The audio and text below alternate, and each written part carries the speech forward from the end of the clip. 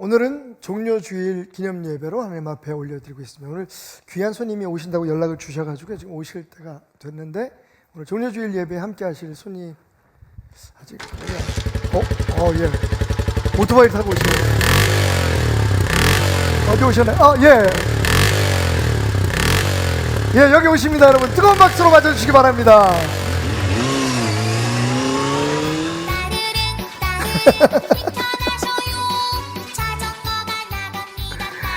예.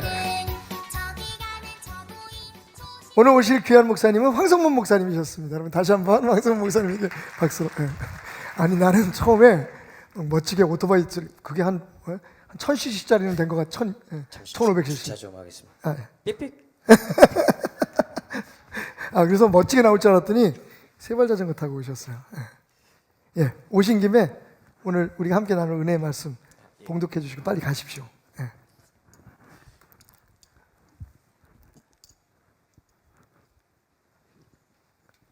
오늘 은혜 받으신 하나님의 말씀 봉독하도록 하겠습니다. 마가복음 11장 1절에서 11절까지 말씀입니다. 신약성경 마가복음 11장 1절에서 11절까지 말씀입니다. 그들이 예루살렘에 가까이 와서 감람산 벳바게와 베다니에 이르렀을 때 예수께서 제자 중 둘을 보내시며 이르시되 너희는 맞은편 마을로 가라. 그리로 들어가면 곧 아직 아무도 타보지 않은 나귀 새끼가 매어 있는 것을 보리니 풀어 끌고 오라. 만일 누가 너희에게 왜 이렇게 하느냐 묻거든 주가 쓰시겠다 하라. 그리하면 즉시 이리로 보내리라 하시니 제자들이 가서 본즉 나귀 새끼가 문 앞 거리에 매어 있는지라. 그것을 푸니 거기 서 있는 사람 중 어떤 이들이 이르되 나귀 새끼를 풀어 무엇 하려느냐 하매 제자들이 예수께서 이르신 대로 말한데 이에 허락하는지라.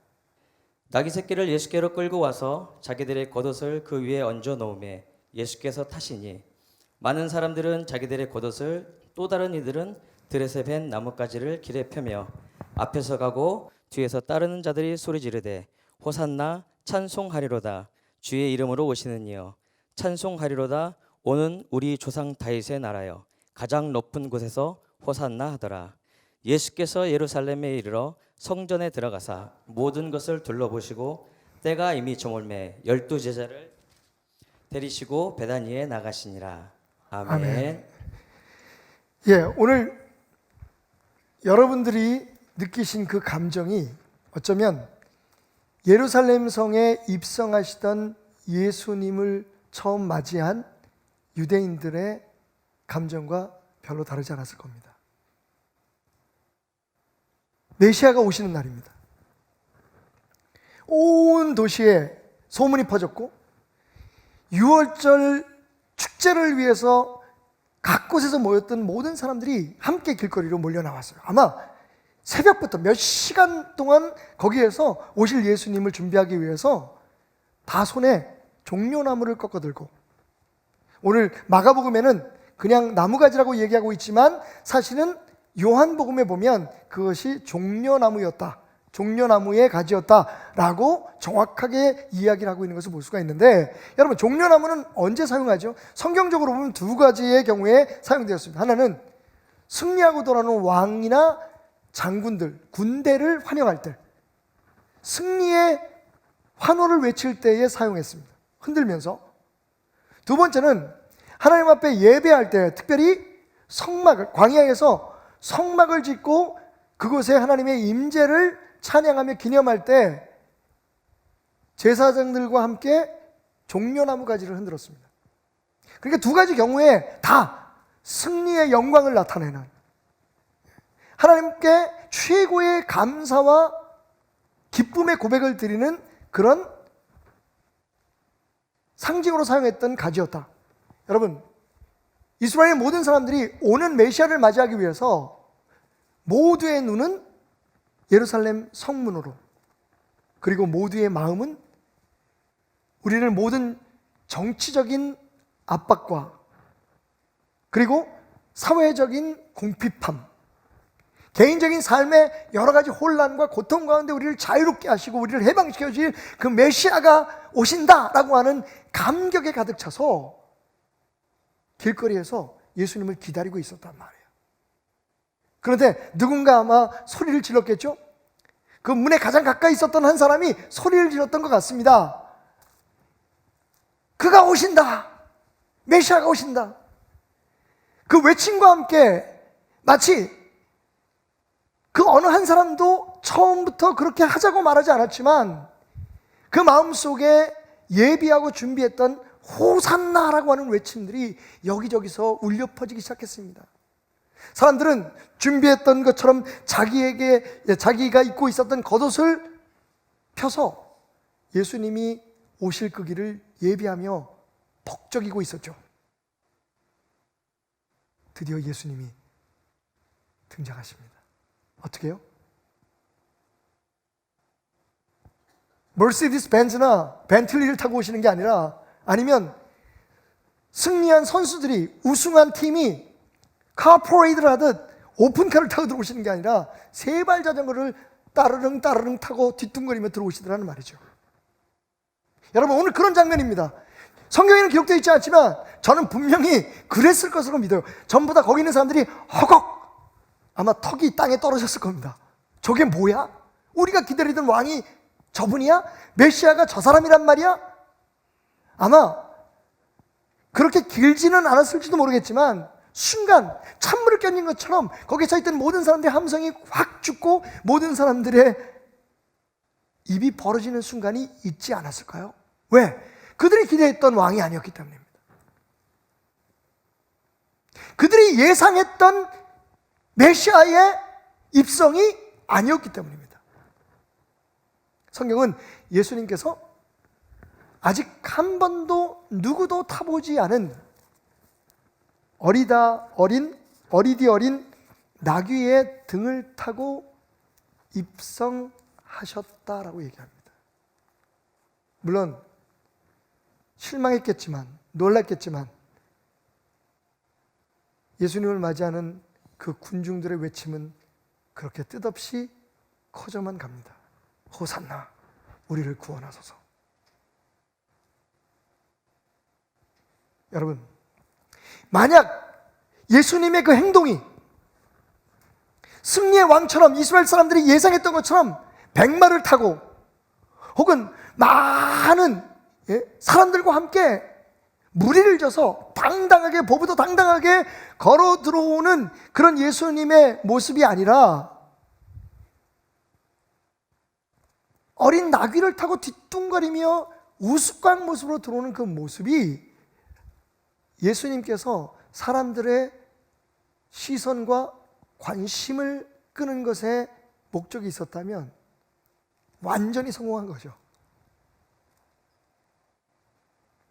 이보다 더 사람들을 놀라게 할 일이 어디 있겠습니까?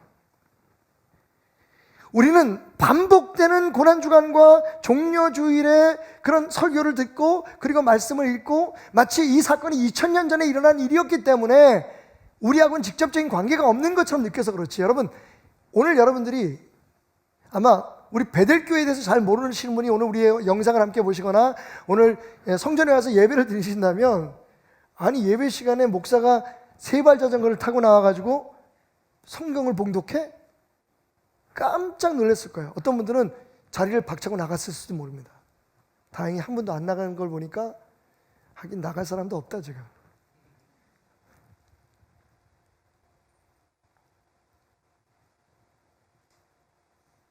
여러분, 왜 그러셨을까요? 오늘 이 말씀을 통해서 우리는 깨닫습니다. 예수님의 그 뜻밖의 예루살렘 입성은, 따라합시다, 의도가 있는 퍼포먼스였다. 퍼포먼스였습니다. 자, 퍼포먼스가 뭡니까? 대중들에게 자신이 표현하고자 하는 관념이나 내용을 몸으로, 몸동작으로 혹은 그 자체를 통하여서 구체적으로 보여주는 어떤 행위, 의도가 있는 그런 예술적 행위를 우리가 퍼포먼스라고 얘기를 하는데, 예수님께서 나귀를 타고 들어오신 건 마치 어떤 예술가가, 행위 예술가가 거기에 모이는 많은 사람들과 훗날 이 말씀을 읽을 우리들에게 전하고 싶은 메시지를 그런 참 기행적인 행동을 통해서 황당해 보이는 행동을 통해서 보여주신 사건이었다. 다시 말하면 의도가 있었다는 거죠. 여러분, 무슨 의도가 있었을까요? 이 예수님의 행동에는 분명한 의도가 있었습니다. 오늘 말씀을 읽다가 보면요, 여러분, 이 예수님의 예루살렘 입성의 시작이 여리고에서부터 시작됐다는 것을 우리가 추측해 볼 수 있어요. 마가복음 10장 46절부터 52절까지 보니까 그들이 여리고에 이르렀더니 예수께서 제자들과 허다한 무리와 함께 여리고에서 나가실 때에 디메오의 아들인 행인 거지 바디메오가 길가에 앉았다가, 여러분 잘 아시는 얘기죠. 거린 맹인 바디메오를 치유해 주신 사건이 이 마가복음 10장 46절부터 52절까지 있어요. 자, 근데 52절이 마가복음 10장의 끝입니다. 그러면 11장 1절은 어떻게 시작하던가요? 여러분 기억하십니까? 아까 우리 목사님이 봉독해 주셨는데, 그 후에 그들이 예루살렘에 가까이 와서 감람산 밧베게와 베다니에 이르렀을 때에 예수께서 제자 중 둘을 보내시며 라고 하는 말씀으로 시작됩니다. 자, 그러니까 최초의 복음서로 우리에게 알려진 마가복음이 이게 시간적인 그런 사건으로 연장성산에서 기록되어 있다면, 여러분 예수님께서 예루살렘 성에 입성하시기 전에 어디서 출발하셨다고요? 여리고에서 출발한 것이 맞습니다. 자, 그렇다면 여리고에서 오늘 예수님께서 나귀를 가져와라, 내가 여기서부터 나귀를 타고 갈게 라고 말씀하셨던 그 벳바게 혹은 베단이라는 곳까지는 거리가 얼마였을까요? 36km입니다. 십리거리예요. 아니죠. 4km가 십리인가요? 그럼 백리거리인가요? 백리예요. 이 백리를 예수님이 어떻게 이동하셨을까요? 조금 아까 나왔잖아요. 제자들과 함께 걸어가셨어요. 그러니까 백리 되는 길, 36km가 되는 길을 예루살렘에 이제 십자가를 지기 위해서 골고다를 향해서 가시는 마지막 그 길에서 예수님이 40km 가까운 거리를 걸어가셨단 말이에요. 많은 무리와 함께. 그 길목에서 바디메오라는 사람을 치유하신 사건이 기록되어 있는 거죠. 자, 그런데 벳바게라는 곳에 도달하셔서 예수님께서 갑자기 제자 둘을 보내시면서 뭐라고 말씀하시냐면, 자, 여기서부터는 나귀를 타고 갈 거야. 그러니까 저 건너편에 가서 묶여있는 나귀가 있을 텐데 그 나귀를 풀어가지고 가져와라 라고 얘기하십니다. 자, 그렇다면 벳바게에서 예루살렘까지는 거리가 얼마였을까요? 여러분 2km밖에 되지 않습니다. 지금처럼 막 큰 건물이 있고 막 아파트 숲속에서 살아가는 우리들은 2km의 앞거리를 잘 볼 수 없지만, 옛날 그 유대 나라 예수님 당시의 상황으로 보면 2km면 언덕에서 보면 정확하게 예루살렘의 문 그리고 그 안에 모여있는 사람들이 보였을지도 모릅니다. 36km를 걸어오신 예수님이 2km를 나귀를 타고 가세요. 여러분 의도가 있어 보입니까? 없어 보입니까? 철저하게 거기 예수님을 기다리고 있던 사람들, 그리고 훗날 이 말씀을 읽는 우리들에게 나귀 타신 모습을 보여주고 싶었던 거예요. 그렇지 않았다면 여리고부터 다리가 아픈데 짐승 타고 오시죠. 말을 타고 오시든지 낙타를 타고 오든지. 근데 예수님이 안 그러셨어요. 36km는 걸어오시고 예루살렘 들어가기 직전에 나귀 새끼를 풀어오라고 말씀하십니다. 2km를 타고 들어가시고 보여주고 싶으셨던 거예요. 그렇습니다, 여러분. 오늘 예수님의 이 행위는 분명히 예수님이 전하고자 하는 메시지가 담겨있는 퍼포먼스였다. 자, 그러면 도대체 예수님은 이 퍼포먼스를 통해서 무슨 의도를, 무슨 의사를, 무슨 말씀을, 메시지를 전하기를 원하셨을까? 이게 궁금하잖아요, 그죠? 분명히 예수님의 그 퍼포먼스에는 이 나귀를 타고, 그것도 아직 아무도 타보지 않은, 그냥 나귀 새끼가 아니라 아직 아무도 타보지 않은이라는 이 말씀이 사복음서에 다 기록되어 있어요. 그런데 예수님께서 왜 그러면 이 아무도 타보지 않은 나귀를 타고 오셨을까? 굳이. 메시지는 다음과 같습니다. 첫째, 예언 속 메시아가 바로 나다라고 하는 것을 증거하시기 위해서. 스가랴서 9장 9절을 봅시다. 시온에 따라 크게 기뻐할지어다, 예루살렘에 따라 즐거이 부를지어다. 자, 그 다음에 주목하십시오. 보라, 내 왕이 내게 임하시나니 그는 공의로우시며 구원을 베푸시며 겸손하셔서 어떻게 해요? 나귀를 타시나니 나귀의 작은 곳 나귀 새끼니라. 수백 년 전에 이 땅에 메시아가 오신다, 하나님이 보내신 구세주가 오신다는 것을 예언했던 스가랴는 자신도 그 뜻이 뭔지 모르고 누구를 향해서 말하는 건지 알지 못한 채로 아마 이렇게 고백했을 거예요. 하나님이 주신 말씀을 그대로 전하는 거예요. 아마 스가랴는 이 예언을 하고 나서도 고개를 갸우뚱거렸을지도 몰라요. 이 땅을 구원하시기 위해서는 메시아가, 만왕의 왕, 구세주가 여러분 나귀를 타는데 그것도 뭐라고요? 작은 것 중에서도 아주 작은 나귀 새끼를 타고 들어온다는 거예요. 뭔가 좀 잘 걸맞지 않은, 컨텍스트하고는 잘 맞지 않아 보이는 이 예언이 여러분 지금 예수님을 통해서 그대로 이루어지고 있습니다. 거기에 더 의미가 있어요. 왜? 여러분 이게요 정말 애매모호한 거였다면, 말을 타고 오신다, 사람들이 상상할 수 있는 오늘 마차를 타고 오신다, 상상할 수 있는 그 범주 안의 예언이었다면 이렇게도 뜯어맞히고 저렇게도 뜯어맞힐 수 있을 거 아니에요, 그죠? 그런데 여러분 이건 완전히 말이 안 되는 거예요. 왕인데, 메시아인데, 하나님이신데 뭘 타고 와요? 나귀 새끼를 타고 와요. 아유, 그 나귀는 불쌍하지도 않나? 여러분 그 모습을 보면서 이게 스가랴서에 기록된 메시아의 등장이라는 것을 의심할 수 있는 여지가 없어요. 왜? 그 확률이, 그렇게 어린 나귀를 타고 오시는 메시아를 볼 수 있는 확률이 사실상 거의 제로에 가까울 정도였기 때문이죠. 맞습니다, 여러분. 예수님은 이 나귀를 타신 행위를 통해서 내가 바로 그 예언성 메시아다, 너희들이 기다리는 그 메시아다 라고 분명하게 지금 말씀하고 계시는 겁니다. 그리고 더 나아가서 이어지는 말씀을 보니까 10절에 내가 에브라임의 병거와 예루살렘의 말을 끊겠고, 여러분 예수님께서 이 나귀를 타고 들어오심을 통해서 완전히 사람들의 생각을 거꾸로 뒤집어 놓으십니다. 이 말씀은 그들이 기다렸던 메시아가 여러분 말과 병거로 군대를 끌고 와서 정치적으로 군사적으로 우리에게 해방을 줄 사람으로 생각했던 거죠. 근데 스가랴는 말합니다. 병거와 말을 끊어버릴 거다. 전쟁하는 활을 끊어버릴 거다. 또 나아가서 그가 이방 사람에게 화평을 전할 것이요.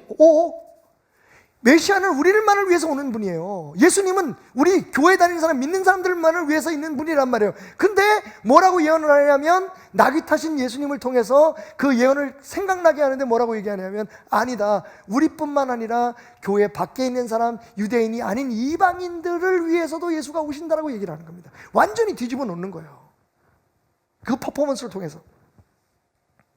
그리고 나아가서 그의 통치는 바다에서 바다까지 이르고 유브라데 강에서 땅끝까지. 그분의 사랑과 그분의 복음의 능력은 유대나라 혹은 대한민국 혹은 우리 교회 안에 가둬놓을 수 있는 게 아니라 온 세계를 다 그 사랑으로 정복할 만큼 힘 있는 것이라는 것을 강변하신 거죠. 나귀를 타고 들어오시면서 말이죠. 그런데 여러분, 그게 전부가 아닙니다. 유대인들 가운데 조금만 하나님의 말씀을 더 깊이 연구한 사람이 있다면 이 어린 나귀, 새끼 나귀를 타고 오는 예수님을 보면서 뭘 생각했느냐면요, 어떤 메시지를 깨달았느냐면요, 오시는 그 예수님이 이미 여러분 세례 요한을 통해서 세상 죄 지고 가는 어린 양이다. 그죠? 구약 시대에 하나님 앞에 제사를 드리기 위해서 많은 사람들이 죄를 대속하기 위해서 드렸던 어린 양의 예수님을 비유했잖아요, 세례 요한이. 근데 그 어린 양이 지금 나귀를 타고 오는 거예요. 그래서 오늘 말씀의 제목을 제가 뭐라고 정했냐면 나귀를 살린 어린 양이다라고 얘기했습니다. 야, 이게 무슨 말일까? 여러분, 조금만 구약 성경을 제대로 공부한 사람은 알아요. 출애굽기 13장 12절부터 13절까지 말씀 여러분 잘 들으십시오. 아, 이런 말씀이 여기 있었나? 너는 태에서 처음 난 모든 것과 내게 있는 가축의 태에서 처음 난 것을 다 구별하여 여호와께 돌리라. 수컷은 여호와의 것이니라. 이건 다 알고 있어요, 우리. 그죠? 옛날에 하나님께서 하나님의 백성들을 성별하시고 그 하나님의 백성들의 소유와 하나님의 백성들의 모든 만사를 구별하시기 위해서, 성별이죠, 성스럽게 구별하시기 위해서 내가 너희 하나님 되고 너희가 나의 백성이다 라는 것을 분명하게 하기 위해서 어떤 법을 주셨냐면, 여러 가지 법 중에 처음 난 모든 것은 내게 바쳐라. 그래서 아들도, 그죠? 아들도 첫 아들은 하나님의 것이었습니다. 그런데 그 다음이 재밌어요.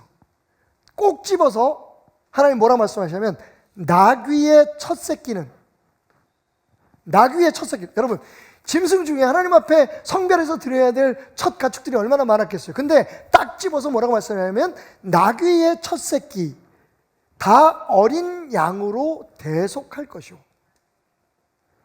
나귀의 첫 새끼는 어린 양으로 대속하려는 거예요. 왜요? 그 다음 말씀 보십시오. 그렇게 하지 아니하려면 그 목을 꺾을 것이며. 나귀의 첫 새끼는요, 수컷 첫 새끼는 하나님의 것으로 성별하기 위해서 제사의 제단에 올려놓은 게 아니라, 사람들이 그걸 성전에서 나눠 먹은 게 아니라 목을 꺾어서 폐기해 버렸어요. 왜? 나귀는 하나님 앞에 제물로 드릴 수 있는 정결한 짐승이 아니에요. 소, 양 당연하죠. 근데 나귀는요, 하나님 앞에 제물로 드릴 수 없는 짐승이에요. 그런데 이걸 하나님의 것으로 성별하래요. 어떻게 해요? 나귀의 그 굵은 목을 꺾어서 죽여요. 그리고는 버리는 겁니다. 하나님 것을 하나님께 드렸습니다라고 폐기해 버리는 거예요. 여러분 소름 끼치지 않으세요? 메시아가 나귀를 타고 들어오신다. 사람들의 입장에서, 이제 예수님의 입장에서는 사람들에게 내가 메시아라는 것을 증명하는 행위였지만, 여러분 하나님의 입장에서는 거기에 어떤 의미가 담겨 있었냐면, 나귀처럼 목이 꺾여서 버림받아야 할 마땅한 너희들을 위해, 거기에 서 있는 유대인들, 하나님을, 그 예수님을 뜻도 모르고 의미 없는 열정으로 호산나 호산나 부르며 우리 좀 살려주세요 외치는 그 사람들에게 너희의 운명이 이 나귀 새끼처럼 목이 꺾여서 죽여야 될 존재지만, 그 나귀 등에 탄 어린 양의 대속함으로 말미암아 너희들이 앞으로 목격하게 될 십자가의 제사로 말미암아 너희가 구원함을 받으리라. 그러니까 여러분 우리가 생각할 때 아유 그 나귀 불쌍해 라고 생각하겠지만, 여러분 아니에요. 예수님 때문에 산 거예요. 우리가 예수님 때문에 산 거예요. 예수님이 나귀를 타고 들어오신 것은 나의 희생과 어린 양, 나의 십자가의 제단 위에 피가 나귀 새끼처럼 목이 꺾여서 죽을 수밖에 없는, 폐기되어버리고 마는,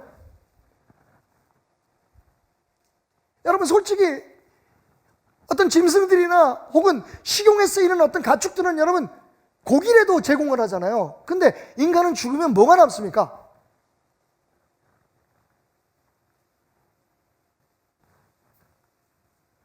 하나님께서 우리의 삶을 그대로 산제사로 받으시지 않는 한 사실 우리의 육체는 아무 쓸모가 없죠. 죽으면 목이 꺾인 나귀하고 별로 다를 게 없어요. 그런 우리를 구원하기 위해서 대속의 어린 양이 지금 오고 계신다, 여기에 임하였다, 예수님은 나귀를 타고 들어오시면서 하나님의 그 사랑의 메시지를 온 세상에 전파하신 거예요. 아멘. 그렇습니다, 여러분. 예수님은 영원히 죽을 수밖에 없는 우리를 위해서 단번에 드려진 희생의 제사로 우리를 살리기 위해서 오신 분이십니다. 여러분, 나귀 타고 들어오는 예수님을 보면서 왜 그러셨을까? 참 우스꽝스럽다? 아닙니다, 여러분. 거기에 사랑이 있습니다. 또 한 가지가 있어요, 여러분. 마지막 세 번째는 뭐냐면요.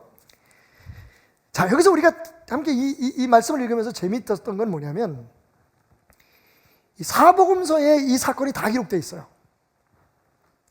참고로 말씀드리면, 여러분, 마태, 마가, 누가, 요한 사복음서에 모두 89장이 있습니다.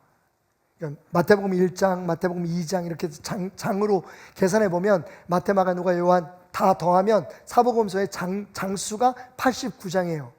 근데 그 중에 무려 30장이, 여러분 90으로 계산하면 3분의 1이죠. 뭐에 대한 기록인 줄 아세요? 예수님의 마지막 일주일의 기록이에요. 그런 걸 보면 우리 어제군요. 어제 우리가 그 녹화하면서 예수님의 그 고난을 생각하면서 우리가 그런 이야기를 나눴어요. 그런 거 보면 우리가 예수님의 마지막 일주일, 고난 주간, 십자가의 그 사랑, 그리고 예수님의 부활하신 사건에 대해서 설교를 좀 더 많이 해야겠다. 대부분 우리의 설교는 세상을 살아갈 때 어떻게 살아가야 될지, 뭐 세상에서 어떻게 복을 받을지, 어떻게 병을 치유를 받을지, 어떻게 기도해야 될지, 이런 설교가 대부분인데, 사실 여러분, 마태, 마가, 누가, 요한을 통해서 하나님은 우리에게 어떤 메시지를 정말 많이 들려주시길 원하셨냐면 예수님의 고난이에요. 이 예루살렘 입성에서부터 시작되는 그 마지막 한 주간 동안, 그리고 그 이후의 기록이 여러분 성경 사복음서 전체의 3분의 1이에요. 30%, 33.33%. 안 놀라시는군요. 설교자로서는 깜짝 놀랐어요. 뭐 꼭 그래야 될 건 아니지만 정말 비율적으로 얘기하면 예수님의 고난에 대해서 우리는 더 많이 얘기해야 하고 예수님의 그 승리하신 부활에 대해서 더 많이 얘기해야 돼요.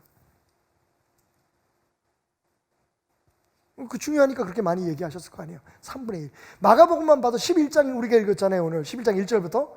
여러분 마가복음은 참고적으로 16장까지 있습니다. 그러면 16장 중에 11장부터 시작하니까 여러분 예수님 그 다음에 마지막 그 행적이잖아요. 이게 6장이에요. 6장. 16장 중에 6장. 거의 반에 가깝잖아요. 그죠? 반은 좀 안 되는구나. 어쨌든. 그죠? 근데 거의 반이에요. 그러니까 마가는 예수님의 고난에서부터 예수님이 부활하시는 그 과정까지의 기록을 거의 자기의 그 책의 반을 하려 했다고요. 잘 모르고 계셨죠. 저도 사실 이번에 좀 깜짝 놀랐어요. 그래서 계산해봐서 다 일일이. 그랬더니 39장 중에 30장이에요. 30장. 와우. 근데 여러분, 이 중요한 이야기에 빠지지 않는 얘기가 있는데 우리가 그냥 읽으면 넘어가요. 그게 뭐냐면 한번 들어보세요. 그들이 예루살렘에 가까이 와서 감람산 벳바게와 베다니에 이르렀을 때 예수께서 제자 중 둘을 보내시며, 여러분 몇 명이요? 여기 둘을 보냈다는 게 왜 중요할까요? 그죠? 심지어는 이 둘이 누군지도 얘기를 안 해. 그냥 제자 둘을 보냈대. 하나 보내도 되고 여러 보내도 되잖아요. 그죠? 근데 좀 여러 보내는 게 더 나았을 것 같아요. 왜냐하면 이게요, 사실 우리가 좋게 얘기해서 그렇지 이게 도둑질이에요. 그죠? 남의 거 그냥 돈도 안 주고 가. 예수님 원래 안 그러신 분이죠. 예수님은 세금 내는 문제에 있어서 가이사의 것은 가이사에게, 하나님의 것은 하나님에게 분명하게 모든 거를, 그죠? 사회적인 책임이나 책무를 다 감당하라고 말씀하셨어요. 그래서 우리 교회도 그렇게 하기 위해서 지금 몸부림치고 있는 거죠. 근데 여러분, 그런 예수님이 나귀 새끼를 풀어오라고 그럴 때는 돈을 안 주세요. 그냥 가서 풀어오래요. 왜 가져가냐 그러면 뭐라 그래요? 내가 쓴다 그래. 그냥 가져오면 줄 거야. 여러분, 그런 데 보낼 때는 좀 많이 보내야 돼요. 그죠? 그래서 혹시 뭐 싸움이 일어나거나 그러면, 어떻게 패싸움이라도 해야 될 거 아니야. 그런데 여러분 재밌는 건 성경 모든 곳에 예수님은 두 사람을 보냈다고 얘기해요. 이 두 사람이 누구였을까요? 궁금하지 않으세요? 안 궁금하시면 그만두시고요. 저 혼자 궁금해 할게요. 전 궁금했어요. 그럼 어떻게 이 두 사람이 누군가를 어떻게 그럼 힌트를 얻을 수 있을까? 자, 물론 이건 유추입니다만, 근데 저는 거의 100% 확신해요. 그 앞장에, 다시 앞장으로 가보십시다. 앞장에 보면 10장 35절부터 여러분 두 사람이 나와요. 제자 중 두 사람. 요즘 말로 표현하면 싸가지 없는 두 사람이 나와요. 보세요. 세베대의 아들 야고보와 요한이 주께 나와 여짜오되 선생님이여 무엇이든지 우리가 구하는 바를 우리에게 하여 주시기를 원하옵나이다. 이르시되 너에게 무엇을 하여 주기를 원하느냐. 자, 여기서 야고보와 요한 세베대의 아들 두 아들이 이렇게 얘기합니다. 여짜오되 주의 영광 중에서 우리를 하나는 주의 우편에 하나는 좌편에 앉게 하여 주옵소서. 다른 복음은 더 세세하게 얘기해요. 자기네 둘이 간 게 아니라 엄마를 대동해서 가가지고 청탁을 해요. 예수님이 크게 될 것 같으니까 나중에 크게 되시면 내 아들 하나는 우편에, 내 아들 하나는 좌편에.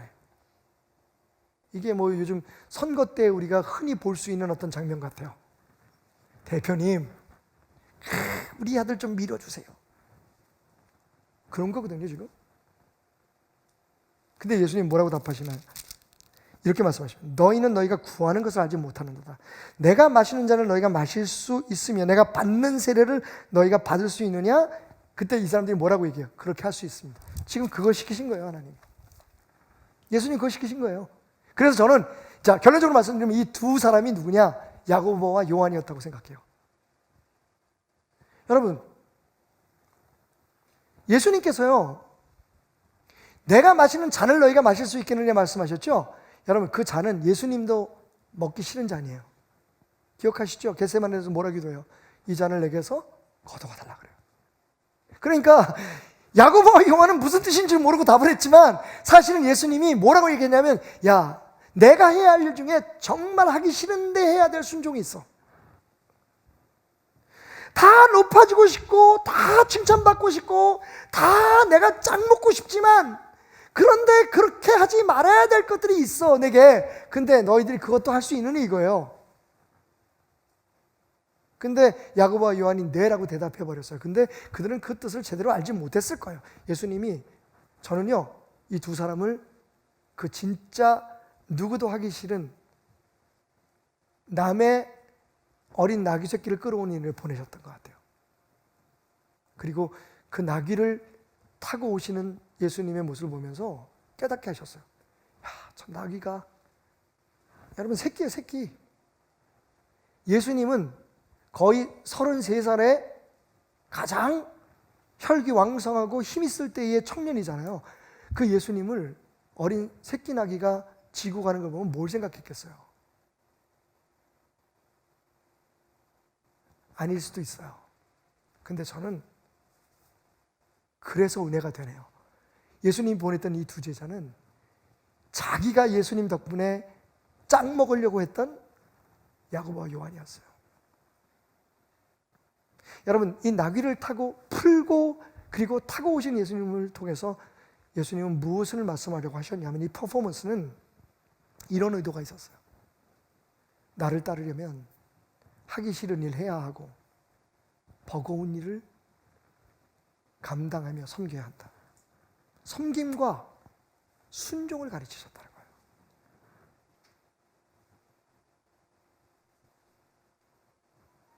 섬김이라는 말, 순종이라는 말, 우리가 참 교회 안에서 많이 쓰고 있지만 정말 버겁고 어려운 일인 것 같아요. 누가 하기 싫은 일을 하겠어요? 누가 버거운 일을 자청해서 하려고 해요, 교회에서. 다른 사람 시키고 나는 그냥 칭찬만 듣기를 원하죠. 교회 안에서 누가 정말 예수님 말씀대로 섬기는 자가 되기를 원합니까? 내가 하는 일로 해서 사람들한테 비웃음 당하기를 원하는 사람이 누가 있어요? 정말 하나님의 선을 이루고 하나님의 뜻을 이루기 위해서 바보 같다고 손가락질을 당하고 싶은 사람이 누가 있습니까? 그런데 그것을 해야만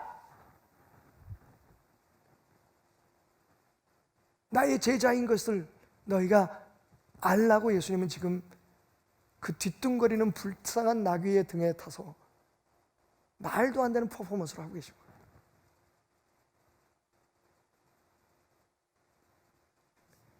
요즘 세상을 향해서 우리가 좀 억울하다는 얘기도 듣고 왜 교회만 가지고 그래라고는 얘기를 듣지만 여러분 그게 어쩌면 우리가 마셔야 될 잔일 수도 있어요.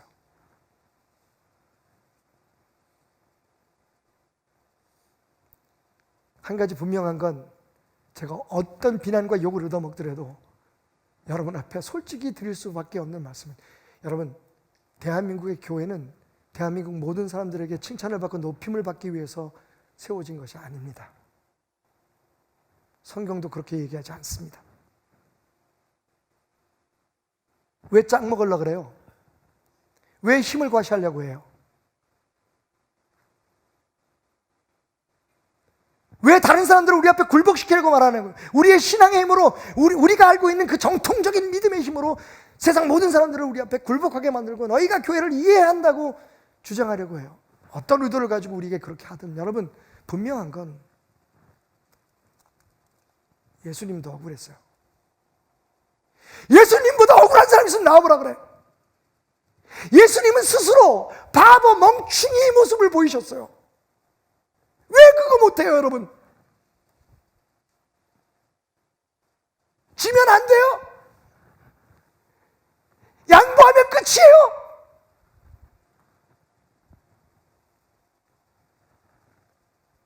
세상은 교회들은 그렇게 큰 소리를 치고 앞에 나가서 추쟁하는 사람들을 선지자라고 영웅이라고 말하지만 여러분 저는 생각이 좀 다르네요.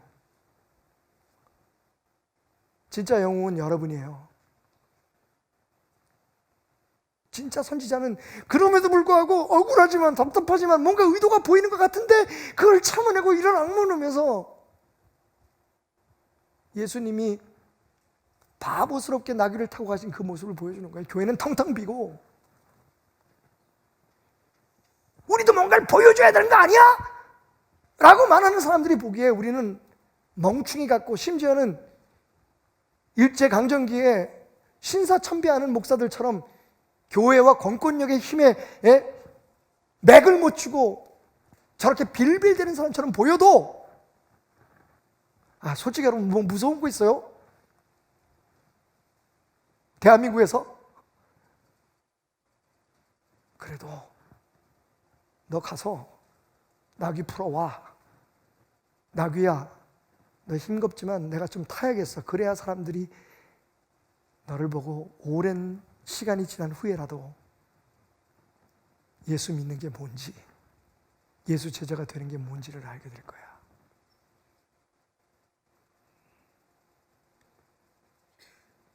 자꾸만 교회에게 이기라고 부추기고 있어요. 근데 이기는 방법이 그게 아닌데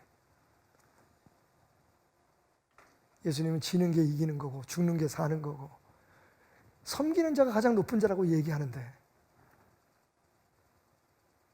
나귀를 타고 오신 예수님, 욕심에 가득 찬 두 사람의 제자들을 부르셔서 진짜 그들이 하기 싫은, 왜 우리 시켜 다른 사람 시키지? 라고 하는 일을 순종케 하신 그 예수님, 그 예수님을 통해 그 우스꽝스러운 바보 왕을 통해 벌거벗은 임금님 같은 그 멍청한 메시아를 통해 우리는 지금 무엇을 배워야 할까요? 여러분은 어떤 목회자를 원하십니까?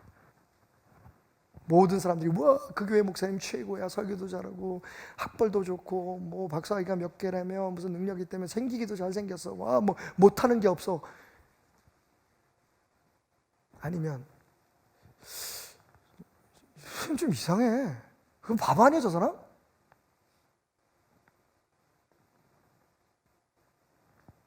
아니 저 정도면 교회가 좀 이렇게 자랑도 할 만할 텐데, 자기도 내세울 만할 텐데 왜 저러고 살지? 뭐 문제 있는 거 아니야?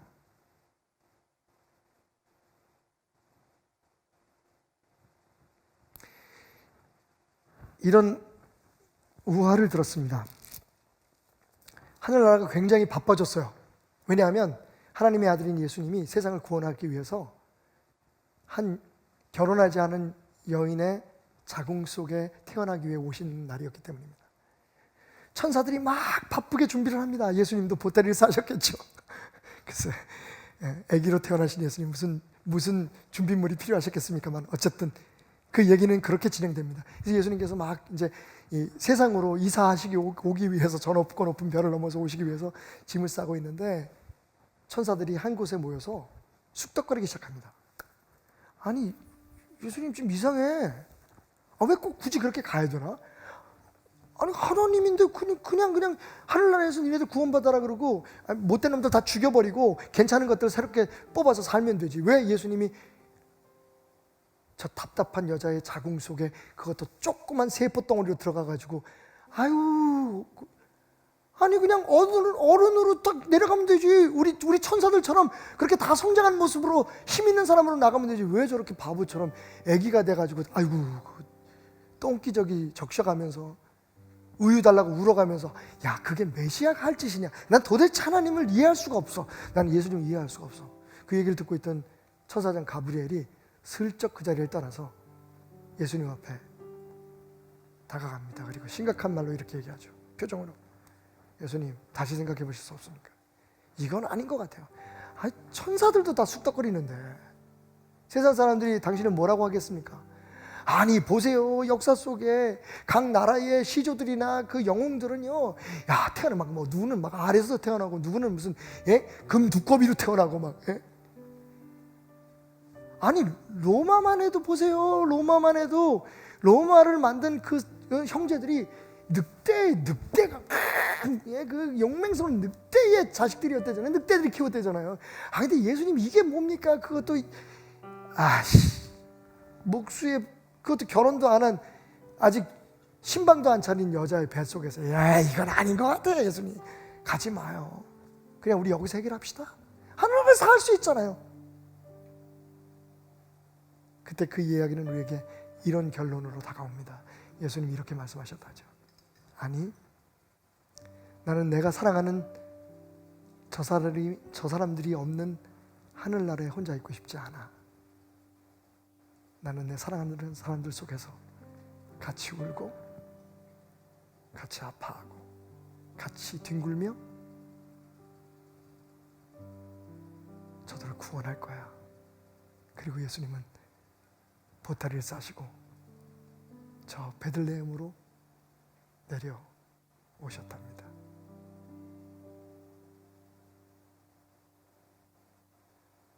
나귀를 타고 오신 예수님, 목이 꺾여서 죽을 수밖에 없는 그 나귀를 살리시며 정말 하기 싫은 일, 버거운 일,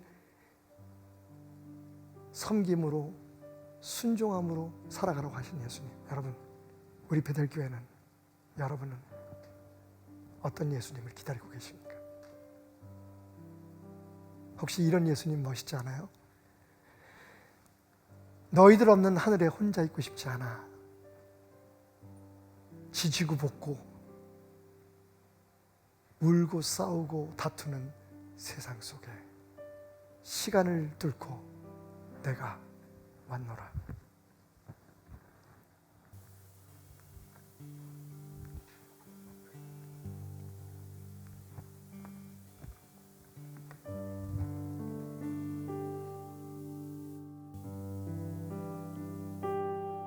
당신은 시간을 뚫고 이 땅 가운데 오셨네. 우리 없는 하늘 원치 않아 우리 삶에 오셨네. 자신의 평안 버리고 우리에게 평안 주셨네. 가장 낮은 자의 모습으로 우리 삶에 오셨네. 하나님 우리와 영원히 함께 하시네. 꿈 없는 우리에게 그 나라 보여주시네.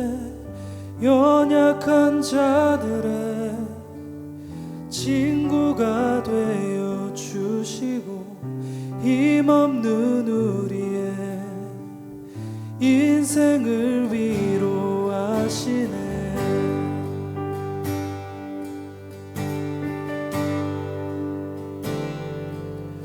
당신은 시간을 뚫고 땅 가운데 오셨네. 우리 없는 하늘 원치 않아 우리 삶에 오셨네. 자신의 평안 버리고 우리에게 평안 주셨네.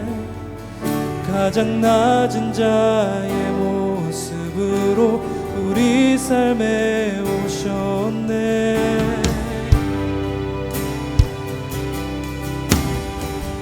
하나님 우리와 영원히 함께 하시네.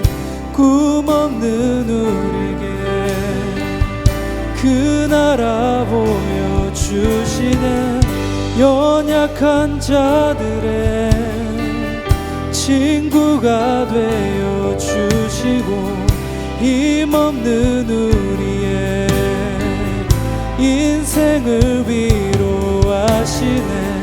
하나님 우리와 영원히 함께 하시네. 꿈없는 우리에게 그 나라 보여주시네. 연약한 자들의 친구가 되어 주시고 힘없는 우리의 인생을 위로하시네. 내가 주의 영광을 보네. 우리 가운데 계신 주님, 그 빛난 영광 온 하늘 덮고 그 찬송 온 땅 가득해. 내는 주의 영광을 보리라. 내는 주의 영광을 보네. 찬송 가운데 서신 주님, 우리 함께 찬양합시다. 주님의 얼굴을 온 세상에 하는, 주님의 얼굴을 온 세상 향하네. 권능의 발을 드셨네. 주의 영광 이곳에 가득해. 우린 선의 주님과 함께, 선의 주님과 함께 찬양하며 우리는 전진하리. 아멘. 모든 열방 주 볼 때까지 주의 영광 이곳에 가득해. 우린 선의 주님과 함께, 우리 선의 주님과 함께 아멘.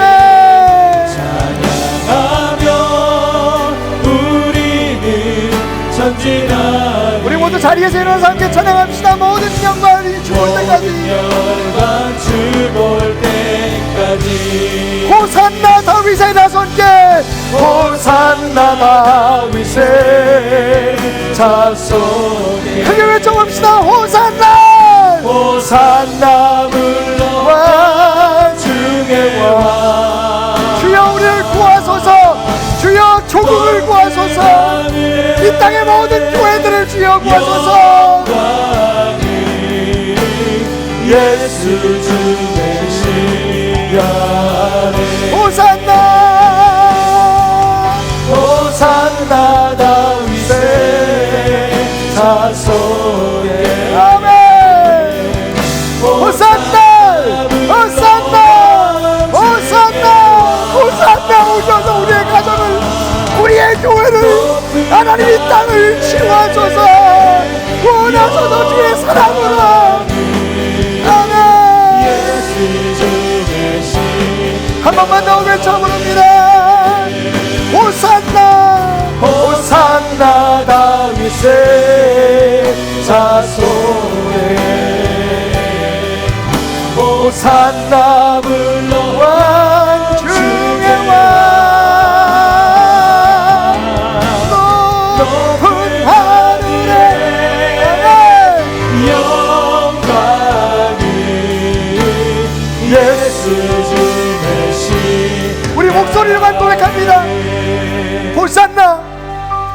호산나 다윗의 자손께.